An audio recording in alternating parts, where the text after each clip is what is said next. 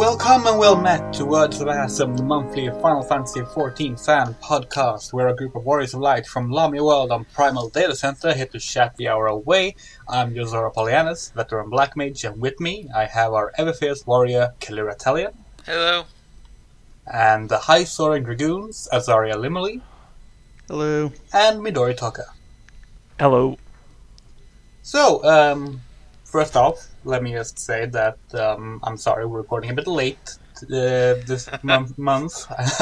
I have a job now, outside of Final Fantasy XIV, which caused some scheduling issues, but thankfully nothing really important happened in Final Fantasy XIV this month, so... The most interesting thing I think that's happened recently is is Ultimate came out and was beaten. Yeah, Dragons from War. And it took about a week. It took about a little less than a week. I think it took 6 days. It does something the others hadn't really done, in that it specifically reimagined the story. The others were just like, just the fight goes a different way and it's harder. But this one specifically retold the story of the Dragon Song War with a what-if element. And the what-if element was, of course, what if Haurchefant survived? Yeah, which... It was interesting seeing all the various groups going through the fight, basically trying to figure out what they had to do with that. The time loop aspect was a neat idea. They haven't really done that before. I mean, they did some of the similar stuff a little bit with Alexander. Yeah. But they did it much more explicitly here, and that was really neat. I don't think it's something we'll ever see in a regular fight, but... Yeah, I think the main thing is I think the fight has to go so long for it to really make an impact. Yeah, probably it's gonna be hard to do in a normal fight where it's expected to go like 8 minutes. Yeah, maybe. This is the Ultimates are supposed to tap out at a little under 20 minutes, but this one's actually 21 minutes because the very first phase has a checkpoint after it, which confused a lot of people early on. But that checkpoint happens after Haurchefant dies the first time. And then the fight picks up from there, and then you loop after that. And you don't go back. And that way it's like, it let them extend the fight a few more minutes without actually making it a real 21-minute fight, which I think would be too much for anybody. Yeah, that makes sense. I'd heard about the checkpoint, but wasn't sure. I never figured out what the reason for it was. Also, it keeps people from trying to save Haurchefant on the very first loop, and it's just you can't do that. So it was just a sign to not try to do that and just keep progressing the fight, and then you would find out what would happen. Yeah, that makes sense. I can imagine people wasting a lot of time on that. Yeah. So it turns out that if you save Haurchefant, things just go worse. It's just straight worse all around. Which is kind of sad for poor Haurchefant, but that's kind of how these stories work. I could see them maybe trying to do something time loop for a 24-man raid as a phase shift. Much like you got the first phase of the fight, you clear it, and you have a checkpoint. I could see them maybe doing it there at some point in the future. That'd be interesting. Even in a 24-man, that might be something they do. They definitely have been trying. They've put some stuff that was seen in Savages and Extremes in the more recent 24-man. Some stuff in the current 24-man first showed up in Shadowbringers Savages. And 24-mans are the ones where sometimes you'll have like basically 2-part fights that's separated into different bosses essentially anyway. So they have a little more leeway to do things like that there where it's already kind of stretched out. So yeah, if we do see it in a more casual context, it'll probably be in a 24-man, because I think they're more willing to try weird stuff there. And then maybe then sometimes that stuff gets down into the more casual 8-mans, and sometimes even dungeons. We get stuff in dungeons now that first showed up in 24-mans. I could see also maybe like a solo duty. They could do something like that. Oh yeah, you could absolutely do this in a solo duty. Yeah. The other interesting thing they did is I heard that there's this thing where you can either spare or not spare Thordan, which impacts how the fight then goes after that. Yeah, so the second time when you fight Thordan, so you go through and you fight the knights at the vault, then you fight Nidhogg, then you fight Thordan, Alright, and then Thornton dies, and then you loop. And then when you go back around to Thornton, alright, right when you're about to defeat him, he tries to surrender, and you have to spare him, because if you don't, you can't pass the next phase. So if you kill him anyway, you get wiped on the next phase, so you have to spare him. And then he powers up with the power of the eyes, and he becomes the final version and the final boss. Yeah, that's another interesting thing I wonder if we'll ever see anywhere else. The challenge there, I think, is it's harder to do in something that's rando content. Yeah, I mean, eventually people would figure it out, but it would definitely be obnoxious the first few times.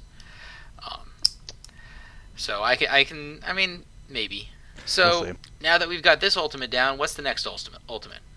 I mean, Omega has been the one that could be Omega. It's the one that seems the most obvious, because unless they want to go for dragons again.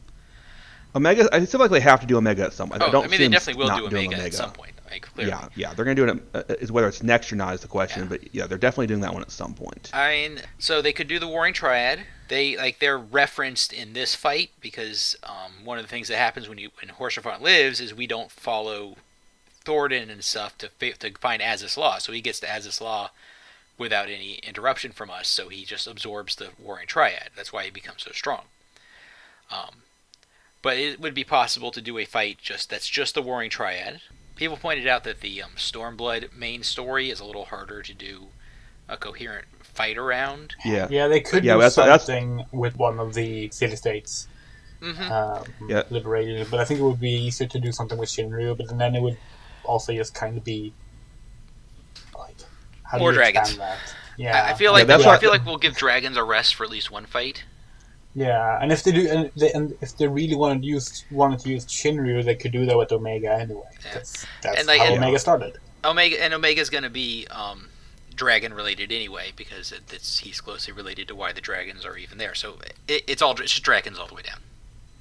Yeah. Also, we've had Shinryu and Xenos feature heavily in the main story already. So if they go there, I think they probably want to at least have an expansion break.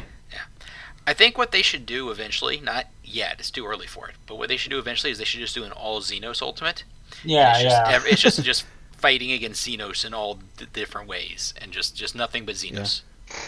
Well, another option, of course, whenever is way down the line they get to the ultimates for Endwalker, they have a good reason to bring that in there. Yeah, that's probably like what I figured. In a couple expansions, they can do that. But I do think they want to give Xenos himself a rest, so we're not going to probably see him in the next one. Yeah. Now, an outside-the-box ultimate would be maybe mine some of the 24-mans, like an ultimate Syracuse Tower. Yeah, an ultimate Circus Tower would be really cool. Or just ultimate Crystal really Tower in general. It'd be really interesting to see them make that work for ultimate. I still think it'd be hilarious for them to do a Hildebrand ultimate. There's lots of possibilities. But I do think that thinking that they can only do like the main story stuff or only do the raid is limiting on it, and that they can and probably will just do whatever they want. I do feel like Circus Tower would be a bit of the same issue as Shinryu, though, because it would mean that we get yet another Amon fight. Yeah, so I don't know. They did 24 man. The interesting one would be Ivlis. Ivlis would be good. If they want to go in on Void stuff, they could do Shadows of Mahak. Ozma Ultimate. Oh yes, please. Yeah, and also like maybe they could redo Shadow of Mach to where it's not just fucking Diablos again at the end. Most disappointing final fight of any raid so far, I think. Yeah, it's a good fight. The fight itself is good. Yeah. I want to mention because I think we sort of skipped it over that Thriftl is there as well. Yeah, Thriftl. Yeah. Yeah, we only mentioned the dog. So yeah, he's powered up with all four eyes. He has the eyes of Needhog and the eyes of Hraesvelgr. Because part of what happens is that he goes and Hraesvelgr gets an Allagan Neuralink put on him, and so you have to fight him and Needhog at the same time. One cool thing they do there is if anybody dies to an attack by Hraesvelgr, he goes into an enrage and wipes the raid immediately. Because he swore never to take a human life. If anybody dies to one of his attacks, he goes into an enrage. And then Needhog does a similar thing if the debuff he gives, if it's not handled properly, he will also cause him to go into an enrage. Yeah. So, from what I understand, the Nidhogg one is a little bit more manageable, but yeah, the other one just wipes it. Yeah. In any case, but they're both pretty interesting ways to do that, to handle that story element. Yeah. And in that phase, you can see Isael fighting in the background against other dragons, because since we didn't go to Azis Law in that timeline, she doesn't die. It's just a really cool concept for a fight, and they did a really good job executing it. I think by and large everybody was pretty happy with it. No one could say that like it didn't take time to clear it this time. Yeah, no, I think any longer, and it probably would have been actively a problem for a lot of people. And in fact, it did start to become a problem for several groups because they just they didn't have the time to do it. So yeah, I remember hearing some that had to stop because of going back to work or stuff. Yeah, I mean that's the main reason thoughts per second couldn't get worlds first. Is they ran out of time. They didn't have the time to clear it. Any longer than a week, I think, starts to come into like real issues for a fight like this, especially since there is the understanding that these fights should be clearable in a manageable amount of time. It's not like Warcraft or something where it's expected to take a really long time to clear, and you've got a bunch of people available to play. Yeah, and it actually sort of ties into what Yoshi P said regarding it being beaten, because when they congratulated players on having beaten Dragons on Surprise, they left out the name of the world's first because of them using third-party add-ons, and he mentioned in his statement that these fights are designed to be cleared without the use of anything else. Mm-hmm. After it was cleared and there was a congratulation, there was a whole big thing starting about add-ons. There was a big post from Yoshi P specifically about it, and it's just caused a lot of drama in the community all around. It's been extremely insufferable to the point where I've actively have disengaged with a lot of Final Fantasy XIV communities for a while because it was just a distinctly unpleasant to just even deal with. Fundamentally, nothing has changed. They're still against the terms of service. They've always been against the terms of service. They still don't have any way to detect if you're running them, so they can't do anything to you. The only way they can do anything is if you are actively showing them that you are, either in game or by streaming with them, or I guess sharing really modded screenshots that identify your character could be a problem, but I doubt they'd go for that. But it does sound like some people got hit by a bunch of mass reports from people who decided to go on a crusade over this. Yeah, there were some streamers who got temporary suspensions due to reports. I don't know what happened with with most of those, because none of them were the information wasn't generally from the person who got suspended. It was people talking about them, and the main ones were Japanese streamers to begin with. So it's a game of telephone as to what was actually happening. I don't think they can stop the use of add-ons in general, but I do think that there are some add-ons that do go a little too far. I just feel that it's not as big an issue as the community was turning it into, and certainly not the way it was being discussed. He did say that they're going to look into trying to integrate some of the more UI-related add-ons into the actual game. Yeah, I think there was one that displayed the timers for debuffs or buffs better. Yeah, he mentioned some stuff about making buff and debuff timers easier to see. I do hope they do something about the animation lock. There's an add-on that removes this inherent animation lock from your GCD skills, or it reduces it. And the problem is that this is a similar issue that comes up with a lot of fighting games, is that the devs are in Japan, most of their feedback is from Japan, and Japan has really good internet and it's not all that big. So in general, the latency to the servers in Inferior Japan is really low, so they put in this animation lock to regulate how fast skills could be used, right? Yeah. Yeah, I don't play fighting games, but there's a few people I follow who talk about it occasionally. I've been seeing stuff about rollback. It's the rollback thing. It's very similar. It's like it's not the same thing, but the concept is kind of like the same idea, where the problem is that the people making the games are in a place where the latency is not a huge problem, all right? But for everybody else, it can be a big issue. So this ends up relating to when you are like using an off GCD skill between your GCDs, you have less time to actually do it than you think because of this extra delay that's built into the game. There's an add-on that reduces that delay. Now, it doesn't, by default, remove it. Right? It was reduced to, I forget what the amount is.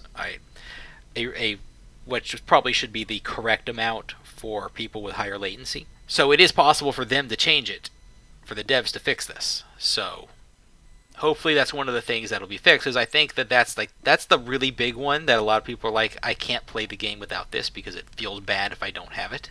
Yeah, and that would be something that may not be noticeable in Savage because you don't need such exacting timing, but in a fight like Ultimate, you do need to have exact timing. And like, depending on where you live, it's going to be better or worse. Like, if you're a U.S. player in California, it's probably fine. If you're a U.S. player on the East Coast, like I am, I can feel it. I don't care enough to put in the add-on to fix it because I don't care, and I'm used to it. I've been playing the game for 7 years now or whatever it is. I'm used to it. If you're over in Europe, like Yuzora is, she's noted it a lot, I'm sure, but you're used to it, so you just deal with it. I had like a fun encounter when I briefly played on one of my European characters, so just like I'm sure you noticed the difference. Yeah, my muscle memory doesn't agree with not having latency issues. Yeah, so I'm hoping that they'll actually do something about that, and it'll also just improve the experience of like playing Machinist, which because you're supposed to, like, during the high speed heat phase, you're supposed to use the GCD, use one of your off GCDs alternatively in between each one for like a really fast barrage of attacks. And for some people, they just literally cannot do that without delaying the GCD a little bit because their latency plus the built-in latency is just too much, and it makes it feel really bad for them. So we'll see. I do think we will see some improvements in the UI. It's going to take a while. I wouldn't expect anything major probably before 6.4. It would be nice if they could sort it out before an expansion pack launch. Yeah. I mean, this latency thing could probably be fixed really fast because it can be fixed in an add-on. They know what it is. It's literally just a setting somewhere, I'm sure. But we also know they have some kind of major things they're working on this expansion. I don't know how the teams would overlap for that, but they're doing the stuff with the graphics and with other things. So whether they have the resources to go to that right now is pretty questionable. Yeah. So the other like UI changes I would expect to not be for a little while, but if they're gonna fix the latency thing, which they really should because it's like the number one complaint, and that's something they probably need to get done before they probably can fix that pretty easily because like it's a setting somewhere, all right, that they can clearly adjust. But I don't think they really care if you use ACT. They've never mentioned that before. They do seem to not like the things that do callouts. That's the specific thing I think that caused the problem here is that you could hear trigger callouts, and like you got to program those in. So it's not like you can just do it with the first people playing the fight have to add those manually. Like you have to manually put it into the program to give you those signals. But the point that Yoshi was making is it's not necessary. Yeah. You shouldn't have to do that. But then you can share that with other people, and then they can just have it to begin with. So, I mean, I think that's the thing that was really annoying them. Same thing with the Waymarker moving program from back with Alexander Ultimate. One of the groups, I can't remember if it was Thoughts Per Second or if it was some other group, but one of the early groups was using a program called Paisley Park. And what it did was you could program it to reset your waymarks during the fight automatically. If you ever tried to reset waymarks during a fight, that's a difficult thing to do. Pain in the ass. But now you can't do that. Once a fight starts, you can't change the waymarks anymore. But you can save waymark settings. But that is a result of the use of that program during the previous Ultimate. Yeah, I remember them completely changing how waymarks worked after that. So I expect we'll see some changes. I don't think they're not going to add any anti-cheat stuff. I think there's some sort of Japanese law about that, which means that they can't actually add that kind of invasive anti-cheat. I know that there are some legal issues pertaining to modifying any kind of game data. Yeah, Japanese law. Yeah. Yeah, and legal issues aside, if it was a big enough issue that they actually thought it was severely hampering the player experience, they'd probably do something about it, again, within legal reasons. But I don't think if this stuff rises to that level, that would be worth the effort for it. Yeah. It's the same reason why there's a lot of like gathering bots and stuff don't get banned all that often, because it's not actually a problem. Like they ban the guild selling bots and stuff all the time. But there's people who bought Gathering and nobody actually cares because it's Gathering. Yeah, the nodes are all individual. So yeah, they're all individual, and the worst thing it does is it drives down prices on the market board, and I don't think they care. If prices in the market board were going up really high, I think they would care, but they've actively done things to make it easier to level crafting and gathering, and to make it so you don't have to have a huge stock of guild. You can just go and do it yourself. You know what would happen if they banned gathering bots? Shard prices would go up enormously. Yeah. So, honestly, I don't think they care. I don't care. I have literally never cared about people who bought gathering or who do crafting bots, because it does not matter. Because if you really want to be a crafter, you can just craft everything yourself. Yes, because even a lot of the crafting stuff, like the gear that's used at the start of a tier, that's only really best in slot for a short period of time. And really, if it's cheap to get it, what does it really matter? It actually helps players out to do the content easier. Yeah, this expansion, they've specifically gone and made it easier to get up to date and ready to do in-game crafting. You know, it shouldn't be a case like sometimes in some games where you can actually craft the high-level, best-in-slot stuff. It shouldn't be like this should be super expensive. Yeah. The way I see it is that SE wants to keep some stuff expensive, but they do that by regulating how you get the materials. And the main way they do that is with the treasure dungeons. Expensive glamour stuff, the stuff that always goes for a huge amount of gil when it's first introduced, you always pretty much need a mat from the treasure dungeons in order to craft it, right? Yeah. Like I don't remember what the current one is. I think it's a code of some sort. I don't remember, but it's expensive because you have to go and run maps and run treasure dungeons to get the drop to make it. It's not expensive because it's hard to make. It's not hard to make. It's really easy to make. You just need to have enough You just need to have your crafters leveled and enough melds to reach the stat break points, and you don't even have to do it at high quality because it's glamour gear. Who cares? Glamour. Who cares? It's expensive because it's hard to get them at, and I think that's what they want. They want some things to be expensive, but then they rotate that out and gradually make it easier and easier to make. So this is a bit of a change in topics. I don't know if we want to move on to anything, but the guild thing reminded me of something. Mm-hmm. So I don't pay super close attention to housing. But I saw that there was apparently some sort of issue that resulted in them asking for voluntary guild givebacks. So we didn't talk about housing last time because it hadn't happened yet. Yeah. I actually was in a lottery where I got the lottery I was in, got 0. Okay, so I'll explain, because maybe not everybody who listens to this knows what happens. So they opened a new housing ward in Ishgard. All right. That was a whole big thing they've been building up to since all through last expansion with the firmament crafting stuff. So they've changed how buying a house works. Now you enter a lottery. You put in a deposit of your gil, and there's like a week or whatever to enter, and then they roll a number. Whoever's number comes up gets some number of days to claim their house. Everybody else can withdraw their gil and try again next time. And if the person doesn't claim it, then it just goes back in for the next cycle, and that's how it's supposed to work. 2 major issues came up. All right, the first issue, which is not really a problem, it's just a disagreement with a decision SE made, was people felt that there were too many wards allocated exclusively for free company housing. Because something like 2/3 of the wards are dedicated for FC housing right now, and only 1/3 for personal housing. People didn't like that. I think that it doesn't matter. Join an FC. The other issue, which is an actual problem, is that there was a bug in the lottery process. And there's a whole bunch of posts up on the Lodestone by Yoshi P if you want to read the nitty-gritty details about it.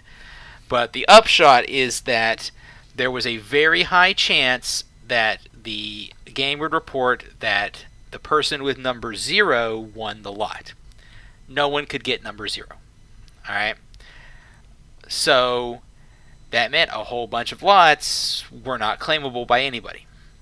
Turns out that the server did properly run the lottery, and a winner was chosen, but there was a bug in transferring that to the game servers that display the results. So they've been working on getting it sorted out, and there's been a whole bunch of drama, lots of people claiming that there's some, just all sorts of stuff. You can go read old threads on Reddit if you're interested in reading the discourse. I don't recommend it. But it's been fixed, and they're about to restart the lottery system for the next round. And the upshot about what Zarya said is that for people who won but already withdrew their gil, they will get their house but will not be required to return the gil. That's the way I understand it. There will be an NPC added who will take your gil if you want to be honest about it and give it to them, but they're not going to make you do it.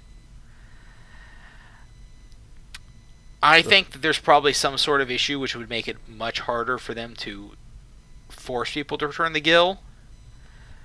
I don't know. I'm sure people have been. This announcement came after I stopped paying attention to the stuff because I got tired of reading about it.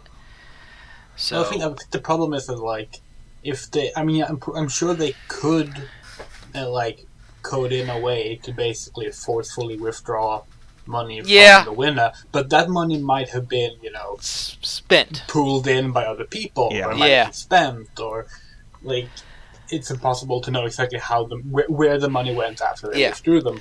So I can see why this would upset some people, but also I don't care. Yeah, it's an error, you know. So that as a one-time grace period, because when I found about the error, and I saw that I was 0, I went and I claimed my gil back because there was I didn't see an update at that point in time. You didn't end up winning, did you? I don't know. I keep checking the lot and it keeps saying it's 0, so I probably didn't win, or I don't know if they've updated it at this point in time. Okay. I think it's fixed by now, so probably if you went and checked, they would either tell you, but I think the new lottery period is starting very soon, so it might have reset already and if nobody claimed it. So yeah, that was the housing issue. The thing about the FC housing is that people said, well, there was a whole bunch of mediums and smalls that nobody even bid on, and well, of course they didn't. Every FC wants a large, so they all bid on the larges, and then the ones who didn't win the large are going to go bid on the mediums and smalls now, and then after a few rounds of that, it should be clear how well allocated stuff was. So. Yeah, it's a little too early to say whether or not it's... But housing just always causes drama, and there's definite issues. I don't think they should have ever opened up personal housing in the wards, but they didn't ask me, so I don't care. I don't enjoy doing the housing stuff very much. I'm thrilled that Nana and Emmy decided to go and decorate the house themselves, and they've made it look great. I have no desire to. I have no desire to. And Coterie. I have no desire to go and decorate even my FC room. I just have some stuff thrown around in there. I haven't even touched my personal room, and I don't think I've even visited the FC house this expansion yet. So I should actually go look at it now that they've decorated it. It's been a while. So yeah, so for some people it's really great and they love it. Other people don't care. I'm mostly in the second one. I went through the effort of getting this house back in Heaven's Word when they opened up the new wards in 3.3, and I have no desire to ever think about buying a house again. A compromise they might want to look into, depending on how difficult it would be, is to maybe try to make the apartment housing a little bit bigger for people that maybe want to, do stuff inside but don't need an outside. Moon apartments. Yeah, they definitely should. Like, they should allow people to buy apartment expansions. Like, you buy an expansion and you get another room, or it just makes the room bigger. I don't know. That would be really nice. Some sort of. I don't think they're ever going to do real instanced housing. I think people who want that are just going to have to deal with it. I wouldn't mind them. I'm kind of hoping that the Island Sanctuary has gardening plots for the people who want to do gardening. Gardening is boring and it's not interesting. I don't know why people want it. I'm hoping we actually get to find out some more details about the Island Sanctuary soon, because it's surprisingly quiet on that. We should hear about it in the live letters that lead up to 6.2, because it's supposed to be 6.2 content. So it's probably around the not E3 live letter. Yeah, 6.2 should be in early-ish August. Yeah. So I would expect starting around mid-July is when we will have that first live letter. I'm hoping they actually give fishers something to gather. Yeah, I'm expecting a lot of gathering stuff involved. Maybe you can I think what would be cool is if you could grow specific plants from specific areas. Like, you can go somewhere and you got to gather. They have seeds for gardening, right? Yeah. But what if they let you go and get seeds for Gridanian trees? You could build a tree from Gridania, and every X amount of hours it's got a gathering node, and you can get stuff that you would collect from trees in Gridania. I would love something to like that. Be able to effectively build your own set of botanic and mining nodes. I'm not sure how the mining nodes would work, but it's Final Fantasy. It doesn't have to make sense. Yeah. So that might be cool, but it could be nothing like that. Who knows? We know nothing. That's the main thing about Island Sanctuary, is that we just know nothing about it. We have one really nice piece of artwork for it, and that's all we have. It's a really nice piece of artwork. We all lived through the long wait of Eureka being something. Oh man, and we'll probably start hearing about whatever the new exploration content is in this, so we'll just start that conversation up all over again. Yeah. I'm sure somehow it'll be worse than Baja, which will now be amazing. Even though Baja was worse than Eureka, which was then amazing. Even though before that, Eureka was terrible. So. Yeah, and then Heaven's Wars Relic wasn't. No, I don't think anyone actually. Yeah, nobody ever liked that. Actually, people like the current diatom. Current diatom's fine. People are fine with that. Go in there, gather some stuff, blow up a monster with a bazooka. It's great. I hope they give us that ether bazooka in something else, because it's too funny to be left just as a gimmick in diatom. It's really, really funny to use. I don't know if you've ever gone and done gathering there, but it's really funny. I literally went the first time to the diatom 2 months ago. It's so funny. You gather a bunch of stuff, you hit a bunch of trees or you hit a bunch of rocks, and you build up this gauge, which you can then use to fire a bazooka at a monster, which explodes into more gathering mats. It's the most ridiculously game thing in the entire game. I mean, for all we know, that could be in the Island Sanctuary. Yeah, so we'll see. I don't know, and that animation isn't used anywhere else. I don't know. I hope we see that somewhere else, just so it's not just stuck there forever. I mean, that could be something they could stick in the Eureka-like exploration zones to give it to give people to do it as like gathering or crafting. Oh man, if they put gathering in the exploration zone, that would be so funny. Well, what you could do actually is not do it for the latest one, but put it into the previous one, so you can cycle people back into there. So, all right. I'm gonna go to this active war zone, and I'm gonna go start mining, right next to these Garlean robots. I'm gonna go mine some ore. I want to fish in the reverse water streams of Eureka. Yeah. I think that would actually be a kind of a troll move on their part, because doesn't the game scale based on how many people are in the zone? So what you're going to do is you're going to add more people who aren't doing combat. Yes, that would. Yeah, that's one reason why it would be extremely funny. So yeah, I don't think they're going to add gathering to the exploration zones, but it would be a very funny thing for them to do. That's the kind of thing that people say they like. That's like what the original Diadem was, and it had that exact problem, where there were a bunch of people there, but they were all gathering, and none of them wanted to do an actual fighting. They did try that, and it didn't work. People still say that they want that, when provably they don't want that, because nobody actually wanted that. It's the same with like the helmet defense they had in the helmet defense they had in 1.0. Oh, yeah. Like, people say they want content that integrates, like crafting and gathering and combat, but you don't actually want that. Like, you don't actually want that. Because it's one of those things that sounds really cool if it would work.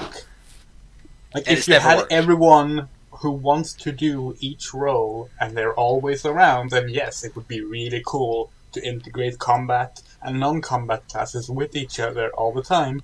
But you will not have that situation. Yeah.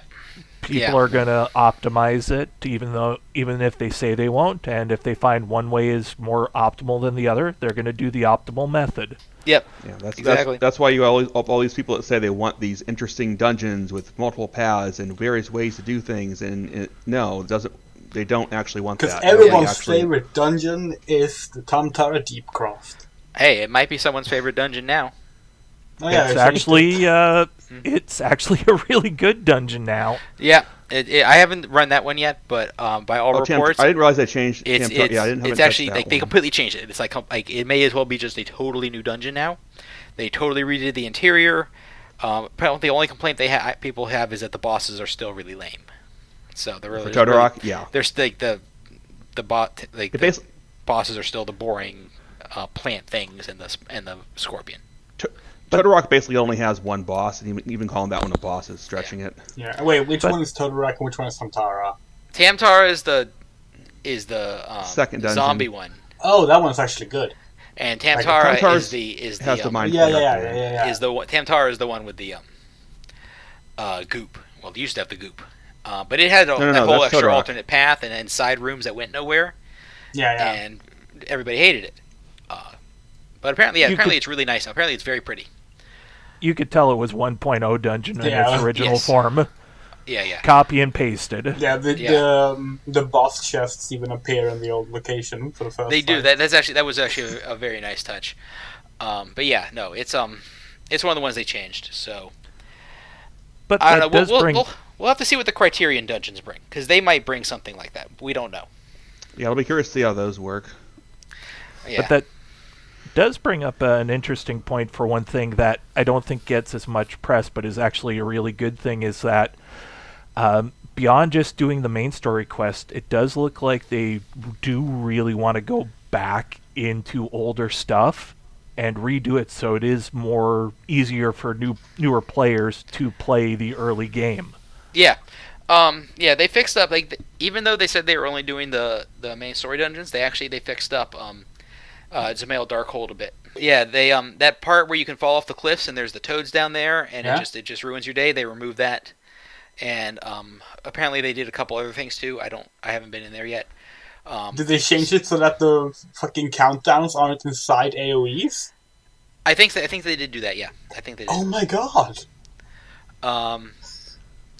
So I would expect to see tweaks and stuff in other non-story dungeons. I don't think they touched the Ant Dungeon at all. Cutter's Cry. Yeah, I ran through that and it was the same as far as I could tell. But it didn't really need anything. They didn't touch Orm Vale, but Orm Vale is honestly fine now, because it's like honestly, the first room I think is fine as it is. It's just can you pay attention to where you're standing? Check. Oh yeah, sure. I mean, at least for us that have already played it, it's perfectly fine. The thing with Arm Veil is that like every AR dungeon, there's been just buffs over time that have kind of really nerfed a lot of things. Yeah, it's just Arm Veil's not bad anymore once you get past the first room. Everything just dies so fast when you're synced. Yeah, and they gave the Cyclops AoEs an expansion or two ago, so that's not an issue anymore. So it's still probably one of the harder dungeons the first time, but it's not nearly as bad as it used to be. It didn't have anything really obnoxious like the Zemail Darkhold did, which had that whole area that you never even went to that you could just fall down into for no reason. Or the toads would suck you off the cliff and you weren't even doing anything wrong. It was just obnoxious. Yeah, honestly, I always hated that more than Arm Veil. Yeah. So I not like Zemail Darkhold at all. It's very boring. Very boring dungeon.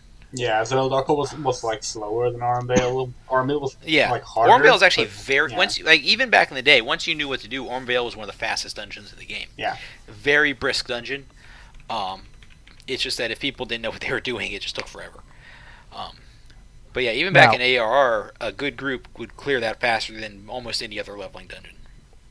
It's the only dungeon that does not put shit in your way between you and the boss. You can just run straight to the boss. Every single boss in that dungeon, you can just run directly from one boss to the next. Except for the part where you have to kill the Morble eggs. Yeah, well, that's true. You gotta kill them, but you don't have to kill the You just have to kill the one Morble. You don't have to kill the eggs. That's true. That's the only boss. So you only have to do that, and even then, that wasn't very hard. Now, a couple other changes that I've ran into doing leveling. Hake Manor, just a slight change. They have a return crystal after you kill the second boss. Yeah, I heard about that one. I mean, that should have been like. That's such a weird thing because you can tell what they wanted people to do. You were supposed but it's to like go back. They forgot that they implemented the return function, and it's just like, what I'm guessing is that the people who designed the dungeon and the people who implemented the return function just never communicated that to each other, and so it was an entirely unintended interaction. Yeah, because you're and return is useful in no other dungeon. Yeah, you're not supposed to use it in instances. It's only supposed to be just a emergency. Something happened. I am stuck. This will get me out of it. Yeah. So they definitely wanted you to go back up the stairs and go back through the house. Like that was the whole point of the dungeon. But obviously that was which was a horrible idea. Yeah. But so putting the teleport there is fine.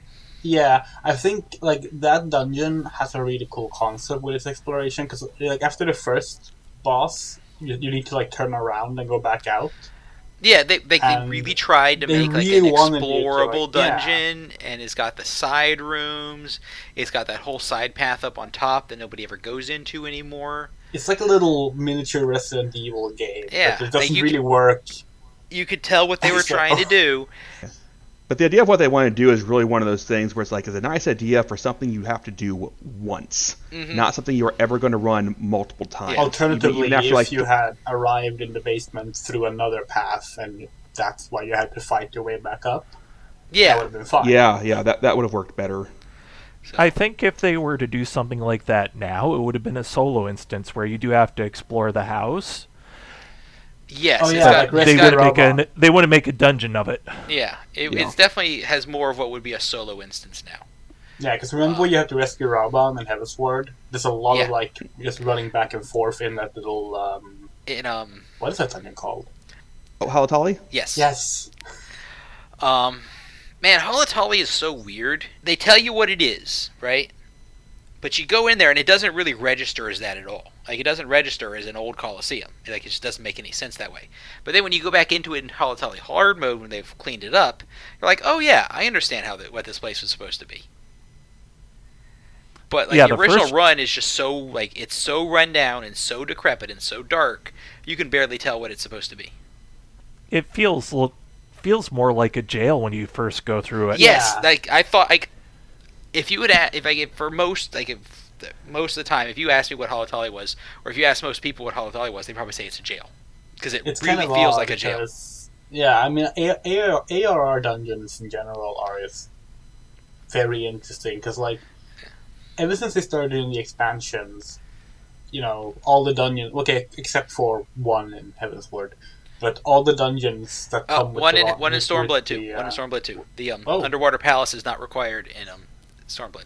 Oh, yeah. The Ruby Princess. Which is weird that it's not, but it's not. Yeah, but it's still tied to the main scenario, sort of. Yeah. It shoots off of it, and it's weird that they made it not required. Same way it's weird that Dusk Vigil isn't required. It also has some weird impacts on how you deal with going back there in this expansion. I actually would not be surprised if they make it required. AR is very strange, because they will, even the main scenario dungeons, a lot of them are just odd little side quests that don't really matter. I mean, the first 3 dungeons you do have nothing to do with the main scenario. Mm-hmm. Yeah, they're literally just there to train you to do dungeons. Yeah. Yeah, and the last main story dungeon before Castrum and Praetorium is Stone Vigil. Stone Vigil, yes. Yeah. I could only have Dusk Vigil in my head. I totally blanked on Stone Vigil. Yeah. Yeah, and then there's nothing for the next 15 levels or 12 or 13 levels. It's just weird. And Stone Vigils. It's a 41 dungeon, isn't it? No, that's Cutter's Cry, and it's not required. I thought Stone Vigil was 41. 39. I think you can go in you can go in before 40, because it used to be a problem that paladins would go in there with no tank stance. That was a huge problem with that dungeon. Was that paladins didn't get shield oath until level 40, and you could go in there at level 38 or 39. I remember back when jobs didn't require when jobs required 2 different classes. Yeah.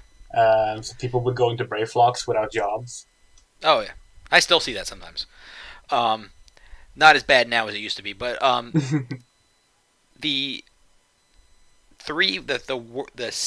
2 worst dungeon experiences I've ever had.